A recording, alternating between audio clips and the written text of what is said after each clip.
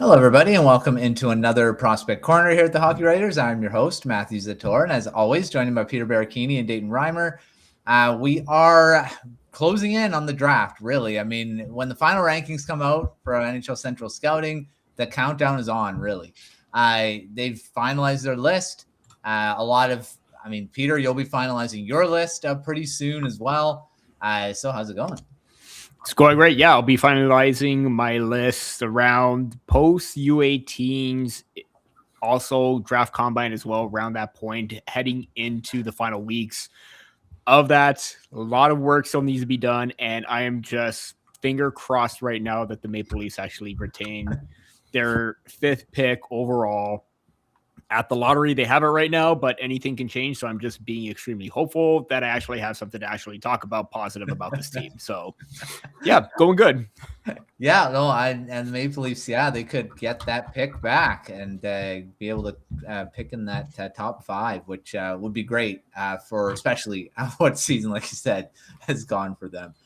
Dayton, how's it going? Ottawa Senators are in the playoffs, so all's good in your world, I guess.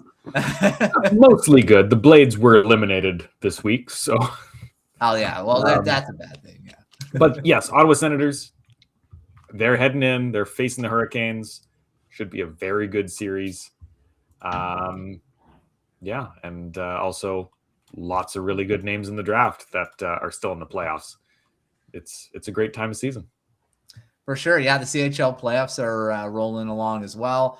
It's almost going to the 3rd round. So Memorial Cup is just around the corner. So yeah, lots of fun stuff still for the draft eligible players as well. So yeah, that's final rankings. NHL Central Scouting put those out. As I mentioned, Gavin McKenna still leads the way in the North American list. There are a couple changes with guys getting bumped up from the midterm. So we'll talk about that and just talk about the risers and some of the fallers from between the midterm and the final. Peter, I'll start with you, and we'll talk about the North American list first. I said McKenna's still leading the way. What do you got for risers here? Yeah, I just want to give a little shout out to the top 3 D-men, Chase Reed, Carson Karros, Keaton Verhoff, because I think that's going to be very, very tough to decipher right now on who actually is a clear-cut number 1 defender, as basically all 3 of them bring something different to the table. I know Verhoff has kind of fallen and Reed has kind of risen to kind of claim that top defensive spot. Carroll's remaining at 3. But it is very, very close in my eyes for the top defender. In terms of like other like notable standouts too, Nikita Klepov, the fantastic season that he had, he rose from 16th to 8th, which makes him, kind of middle of the pack of that, tail end of that lottery area for the draft going into the top 20s. I think a team having that kind of skill set, that offensive vision, the playmaking, the pace is just going to be absolutely salivating at the point where you had that kind of creativity and that offensive powerhouse winger on your side if you're able to draft them, because I thought he really stood out in a big way. Wyatt Cullen too, really, I guess it's because there have been limited games for him this season. It's been tough to get a good read, but 23 all the way back up to 13th for NHL Central Scouting's list, 10 spots. Even though the points are not there. And then again, he has been dealing with something going in and out of the lineup. To see him get that kind of recognition right now, Central Scouting is definitely seeing the consensus of what others in the scouting community are seeing. I put Wyatt Cullen into my 1st round. He's kind of in that later part of that 1st round area, so it's good to see him get that recognition. Other noticeable ones too, this is going to be very interesting. Maddox Dagenet, the top QMJHL skater right now, as opposed to Xavier Villeneuve, and Tommy Blale too, rising up. I know we talked about him for the CHL playoffs from the Q and how hot of a start he's gotten to right now. For that 1st round, it's very interesting too. Adam Nemeth saw a good rise as well. believe he was Unranked. unranked. Yes. Yeah. So unranked to being a first rounder at 27th overall. I think that that's a great jump. And I think there's a little bit of uncertainty too with him making that jump mid-season to the Sudbury Wolves, but he has looked fantastic. He has not looked out of place. So that is really great to see in terms of his standing and ranking. Yeah, it's still kind of baffling that he was not ranked at all, which, a lot of people still had him as like a second, third rounder kind of thing, but whatever, digress a little bit.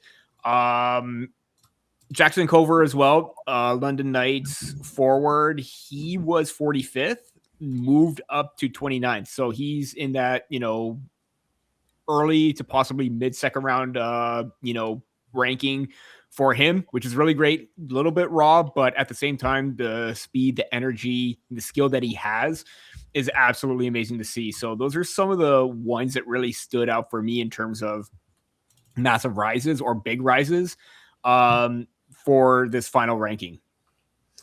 Yeah, Nemet's jumping. That's a massive jump unranked and going into a first round area. So yeah, especially not just a little bit of a jump right into that first round talk. So yeah.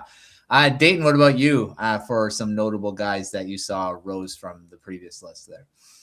Yeah, I think Peter kind of touched on most of the ones that I've noticed. Sorry, Dayton. That's okay. took all the good ones. Yeah, I think you might have just taken all of them. It's okay. Could have left a few. That's okay. I feel like there's always one guy that I initially watch for my ranking, and I'm like, I'm not into, I don't get it, and then I watch him again, and it finally clicks. And I think this year that might be Maddox Dagenet. I didn't rank him in my top 64. My initial watching of him, I hated the way he played. And I must have just found some bad clips or something. Because I've seen a few more and I'm like, oh, there might have been something I missed there. And he's also rising up the rankings. So that's something I'm going to have to look a little bit more into on my final ranking. Who was it last year? He was picked by the Flyers. Brady Martin. Yeah. Initially, I ranked him really low, and some people were like, "Are you crazy?" I was like, "Yes, the next one is coming out. I've watched more. I get it now. Give me some time. So give me some time. I'll come around." Tommy Blale, he's a big riser. I like that. Definitely agree with it. Over on the international side, or are we just North America? North America for now, yeah. Yeah. Sorry, I was jumping ahead. I was looking at everything. The Rucks, both of those moved up. Yeah. Not a bunch. But I mean, Marcus is up from 31 to 23. It's pretty good. And another guy that I think we need to pay a little bit more attention to, and it's not just because he plays in my hometown, is Zach Olson. So he moved up from 43 to 36. Few people have him in their top two, like top 64. Most don't have him even in the top 96, which I think is a huge miss. Like, this is a playoff caliber type of player. He's very engaged, very hard to play against because he plays that 200-foot game and he is always in your face. He never gives anybody an inch, and if they give him one, he's running with it. It's almost like you talk about him in the same way that you talk about Brady Tkachuk. I don't think they have similar play styles, but they have similar effects on their team, I would say. So he's definitely one to keep an eye on, and Central Scouting seems to agree because he's jumping up.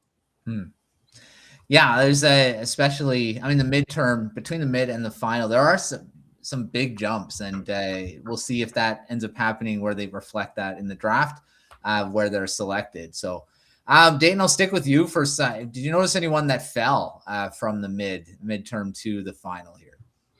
I noticed somebody who I thought should have fallen. There's a clip going all around Twitter, and it was a couple of weeks ago, of the Spokane Chiefs and the Prince George Cougars. So Carson Carroll's, I think it's Carroll's, gets hit into the boards. He goes down awkwardly. It's not a great hit. No penalty, I don't think. It's just sort of an awkward fall. But then you see these Spokane Chiefs players leaning out of the bench and yelling at him as he's on the ice. It's an ugly look. One of my least favorite hockey clips I've ever seen. The guy who's yelling the most, Chase Harrington.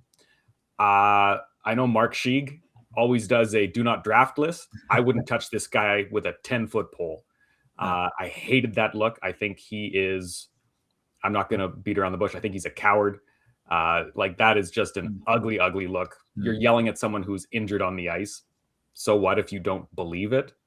Sit down. Yeah. Like, no, I think with that clip alone, I think there's major character issues.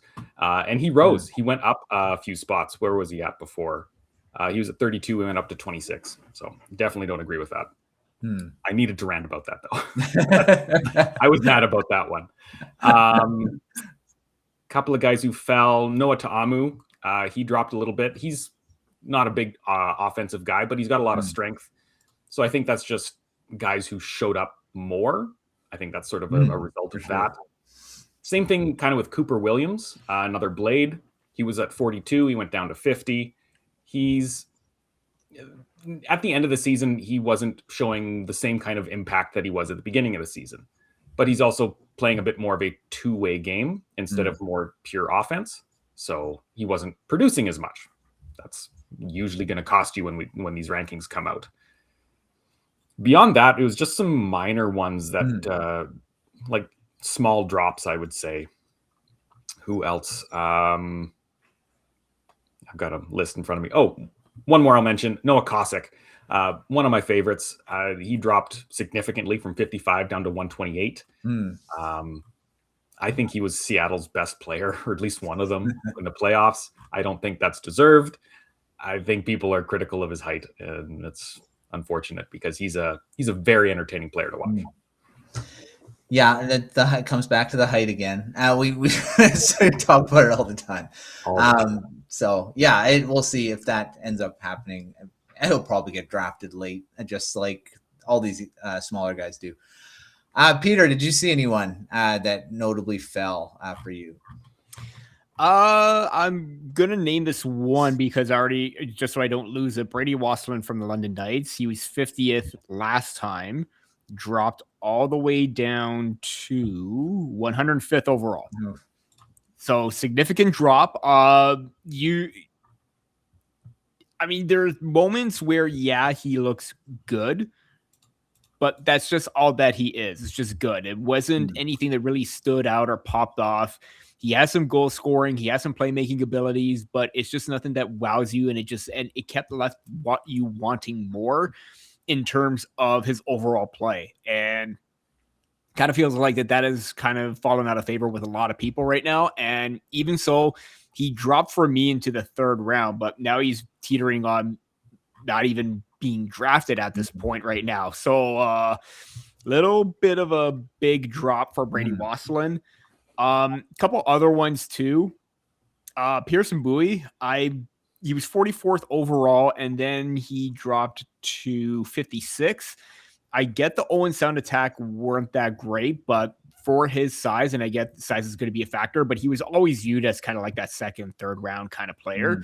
I still love his energy. I still love his goal scoring. I'm not comparing him to a Cameron Schmidt, but it's very reminiscent of that, where he's just go, go, go. He doesn't let his size get the best of him, and he's a powerful shooter.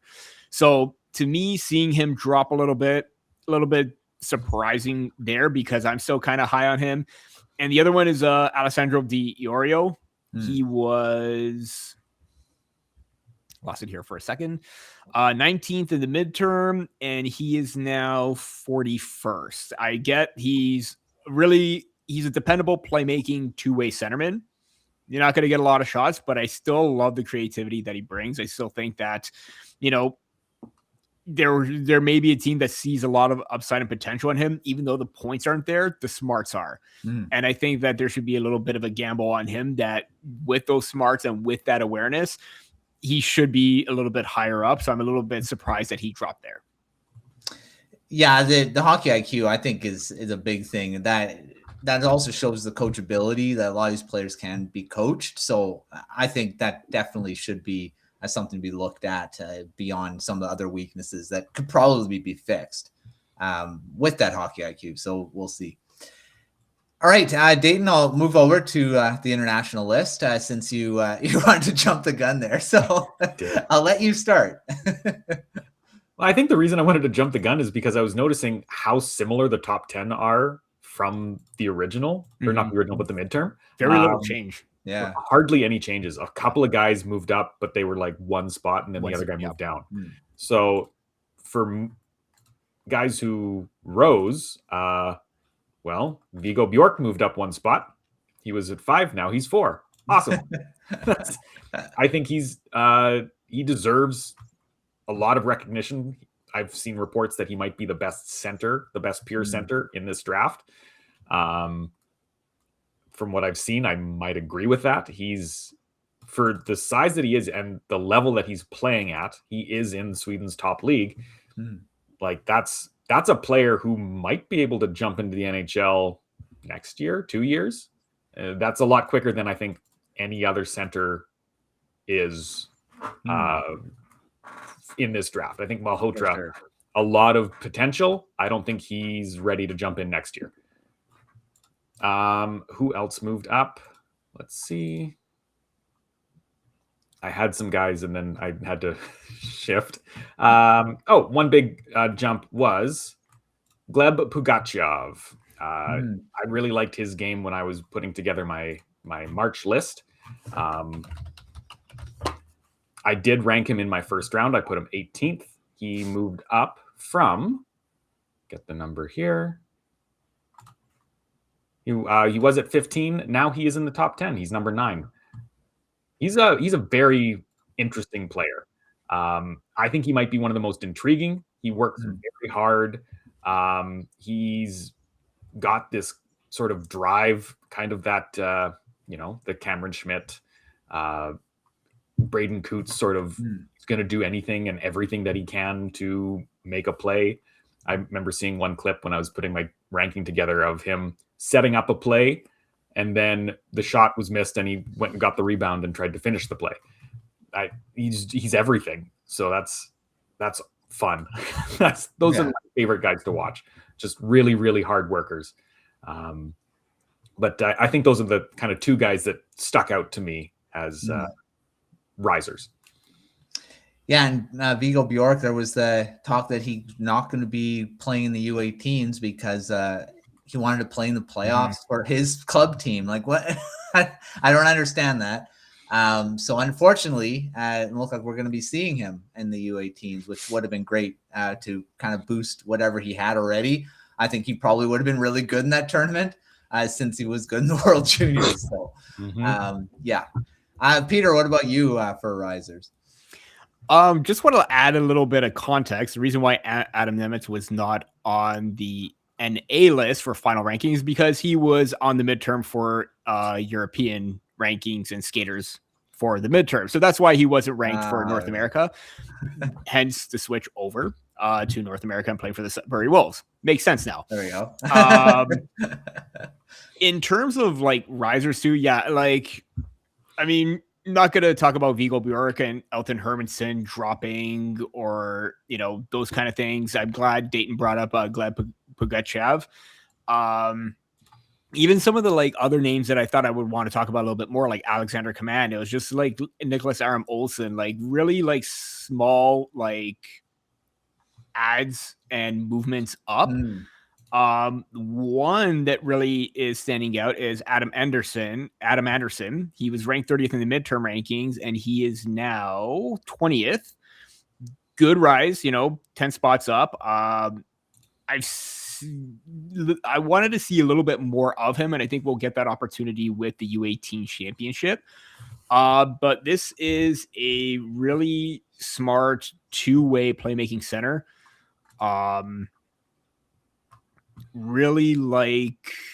Again, I don't want to jump the gun on him just yet because I've seen a little bit, but I want to get more of that read on him before he moves up. but looking really good at the U20 level. 17 points in 30 games. He has that opportunity to elevate his play. I'm a really big fan of Jonas Lagerberg-Hohen. He was 31st. He is now 19th. So he's in that top 20 range. Wrote his profile, shameless little plug right there. But I'm really happy with the way that he hasn't played all season, but there's a lot to like from what he did early on. And when you're basically close to a goal per game in the previous season, where he was in that category with Viggo Bjork and Ivar Stenberg in terms of goals, didn't have the assist, but he could put the puck in the net. That's impressive. 16 points in 9 games before he went out with an injury. That's really impressive. I'm really happy that there's a little bit more recognition for him right now. There was one more that I kind of lost track on.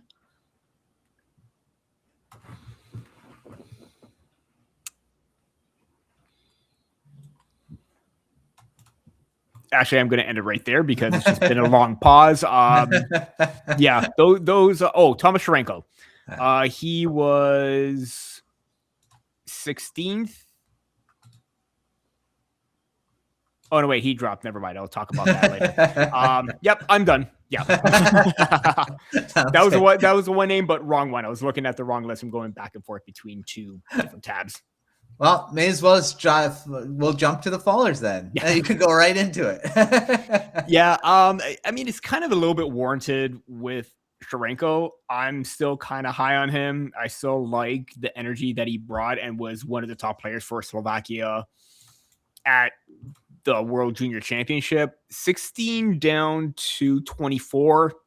It's a bit of a drop, not a significant one, but I think it's one where, this is a guy with a lot of senior experience right now playing in Slovakia. I really think that there's a lot of potential for him. I think there's a lot of room for growth.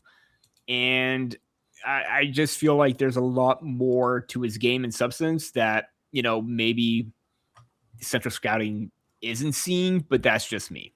Dayton, did you see anyone that fell for you?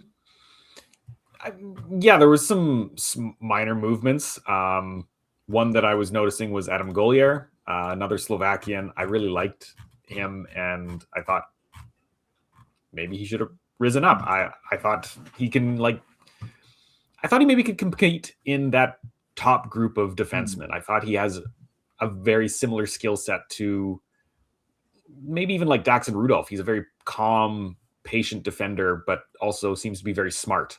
He knows when to jump in, and playing in a league like Slovakia, maybe you just don't get the exposure. You don't get that competition. And so they moved some other people up and he dropped 1 spot. So it's not major, but I would have liked him to go up a little higher. I liked him better than Nikita Sherbakov, who I think I did. Let me check. I did. Yes. Yeah. So that was one that jumped out to me. Everyone else was, at least that I was trying to keep tabs on, they were risers. So most of the ones that I'm paying attention to are moving up. He was just the one that kind of stuck out. It's like, you dropped. That's sad. Yeah, there's actually not a lot of movement in the international list. For sure, Var Stenberg still leads the way. There was no chance he was going to drop, I don't think. So he's still there.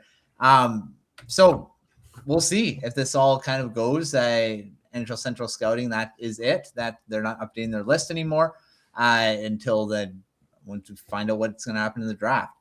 So before we end, I'm going to do this every episode, see if any opinions change. But Peter, who's going first overall? That's still a toss-up, I think. I think right now it's probably still Gavin McKenna. But again, I'm not going to be disappointed or surprised if it's Ivar Stenberg because of how quick and how NHL ready that he actually is right now. Again, we talked about, projectability. If you want someone right now, it's going to be Stenberg. But maybe 3, 4, 5 years down the line, it could be McKenna. So it's hard because both are playmakers within their own different rights. Stenberg is a little bit more intense, and he is a workhorse. McKenna has that deceptiveness, that creativity, and that ability to open space up and make it easier for him and his teammates. So I think McKenna right now, and then again, it could change next week or in a couple months if you ask me again. But I'm still going to go McKenna right now, Stenberg as well, but it wouldn't surprise me if it's the other way around. That's why I'm going to do this every episode. See if it changes. Dayton, who are you going with? I'm going to flip it. I'm very high on Stenberg, but I also think it depends on who ends up with the first pick. Mm-hmm. I think that is going to weigh very heavily on who goes first this year. It's not a consensus. That's true. First overall choice. If the Balls happen to give a team who has a strong forward group, maybe they go McKenna because he's a little bit more of a long-term solution. If you have a team who needs help right away, like maybe the Canucks, I think they'd like McKenna, but they would be better off, in my opinion, getting Stenberg, who could jump in next year. I think he's a much more complete, ready player. Yeah. Then I think there's some teams who might even go way off the board and pick a defenseman first overall. Yeah. If the Balls happen to land right. But no, for me right now, if I'm picking Stenberg first, McKenna second. All right. Well, we'll find out. Draft lottery is May 5th, coming up pretty quickly. So once the team is set, we will have a better judgment. It is more up in the air now with the Canucks because Patrick Allvin is no longer the GM. So we can't go Swedish because he's probably going to pick Swedish. Never know. And Rutherford said that he's going to hand over all hockey decisions to the GM, which should have been from the beginning. So that's another story.